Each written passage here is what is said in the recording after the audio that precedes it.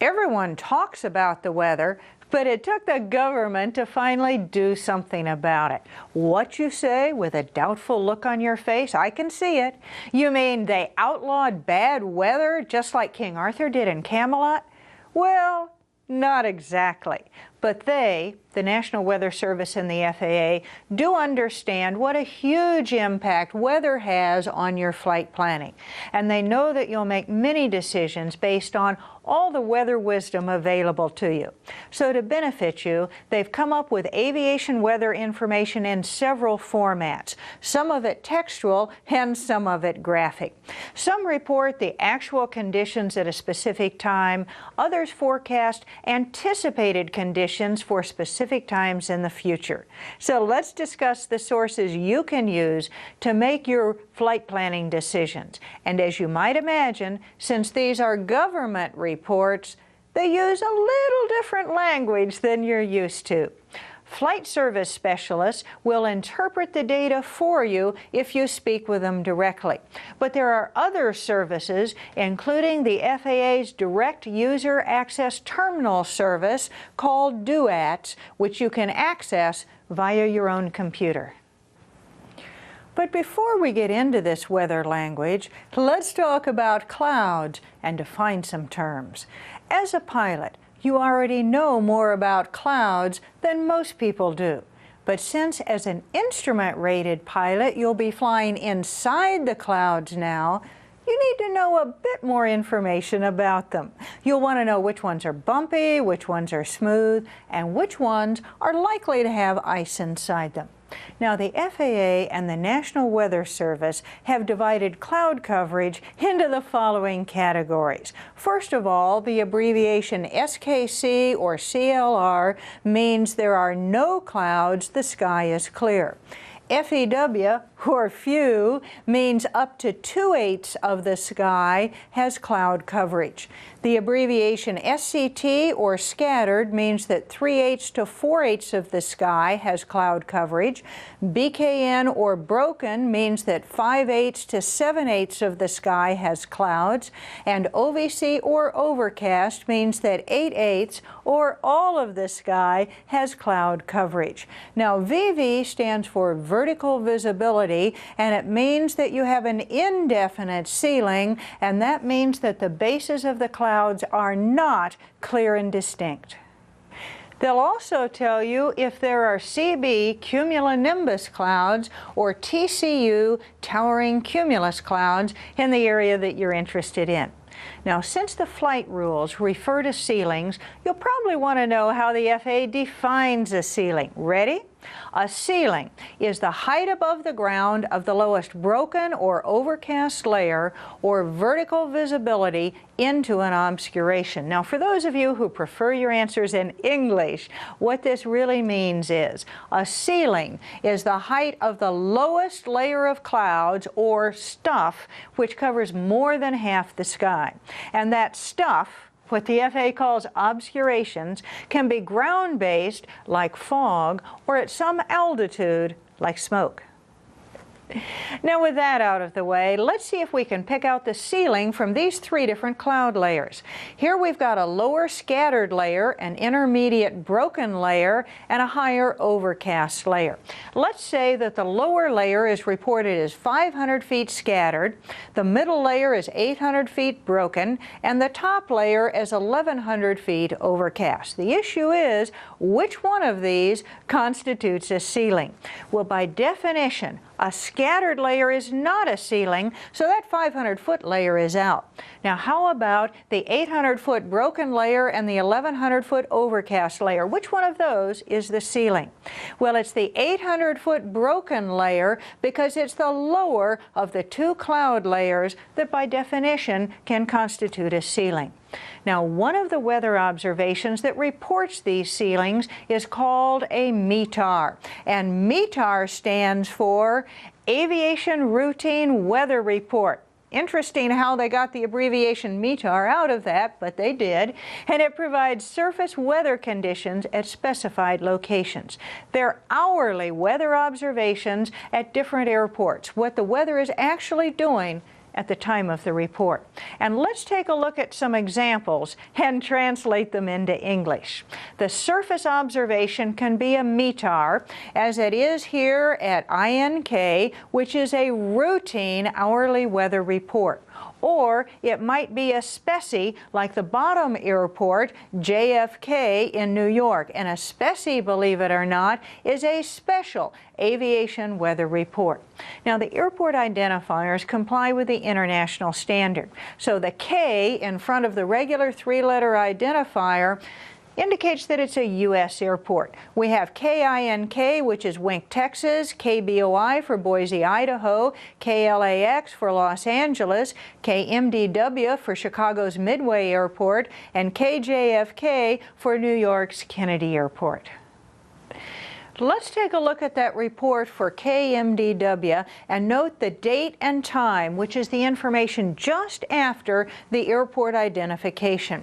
It tells you what day the observation was made. That's the first two digits, in this case the 12th of the month, and it also tells you the time it was taken, in this case 1856 Zulu. Now, the order in which the information is presented will look like this. First, you'll see the wind. Then you'll see the visibility, then what's called significant weather, which is that stuff that's blowing around in or falling out of the sky. Basically, significant weather is precipitation or obstructions to visibility. Next, you'll see cloud cover, followed by the temperature and dew point given in degrees C, and then the altimeter setting, which will be preceded by the letter A for altimeter, and finally come the remarks. Now, not every item will be there every time. For instance, there may not be any significant weather to report, no precipitation or obstructions to visibility. There may not be any remarks, but if the information's reported, that's the order you'll see it in. Let's take a look now at the information for the METAR at KBNA. And right after the date and the time on that report is the wind. The wind is reported as a 5-digit grouping. The first 3 digits, 330, are the wind direction, which is from 330 degrees relative to true north. The last 2 digits, the 18, are the wind velocity, in this case 18 knots. And you know it's in knots because it says so right there with the abbreviation KT for knots. Sometimes, however, the wind can be pretty shifty. The next grouping, 290V360, tells you that the wind is from 290 degrees variable to 360 degrees.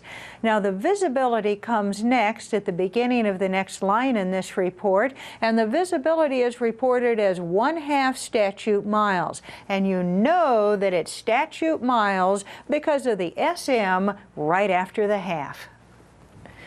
At larger airports, you might also find a visibility measurement that's known as runway visual range, or RVR. RVR employs an electronic instrument to measure the visibility on the runway and tell a pilot the horizontal distance he can see down the runway from the approach end, based on what he would see from a moving aircraft. So in our METAR, the R31 slant 2700 FT means that runway 31 has 2,700 feet of runway visual range, or just a little bit more than half-mile visibility. Now, the reason for the reduced visibility at the airport is stated in the next grouping. Plus SN stands for heavy snow, BLSNFG stands for blowing snow and fog. This weather is also causing an obscuration as you look up. VV008 describes a vertical visibility of 800 feet, which means that if you were to look up, 800 feet is how far up you would see. Okay, we have then the temperature and the dew point. 00 is the temperature, 0 degrees C, and the dew point is -3 degrees C. Ever thoughtful, the weather folks put an M in front of a temperature to let you know when it's a minus temperature. Next, at the beginning of the next line, comes the altimeter setting in inches of mercury. And you know it's the altimeter setting because it starts with an A. The altimeter is 29.91 inches of mercury. Now, RMK indicates the beginning of the remarks section of the METAR. RAE stands for rain ended, the 42 for 42 minutes past the previous hour. SNB stands for snow began. The snow also began at 42 past the previous hour, so the snow started at the same time the rain ended.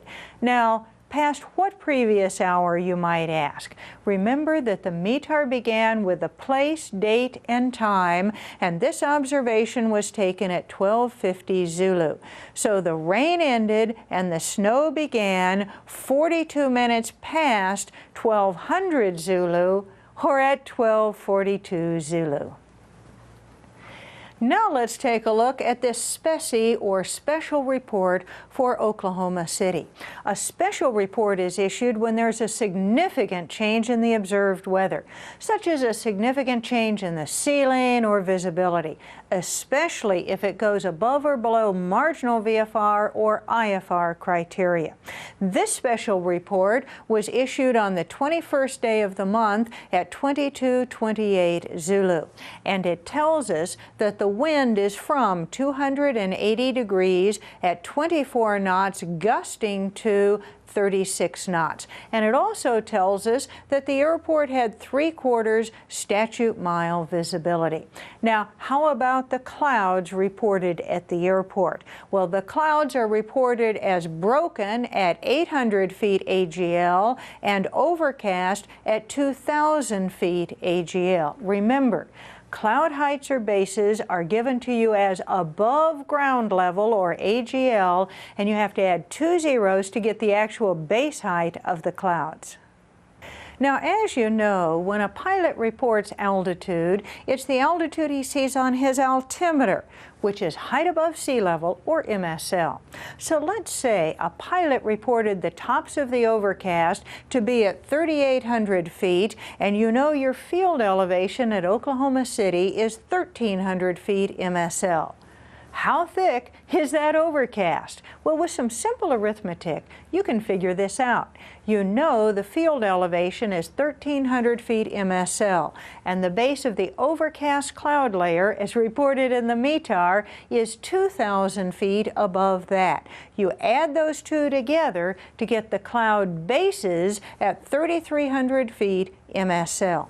Now, the pilot reported that the top of the clouds is 3,800 feet MSL. Subtract from that the bases that we just calculated of 3,300 feet MSL, and the difference is 500 feet. So the thickness of the overcast layer is 500 feet. So armed with this new language, you'll be able to amaze your friends with your translation skills and remain safe and informed about the weather. You'll also be able to look those same friends in the eyes and mean it when you tell them that while all they ever do is complain about the weather, the government actually did something about it.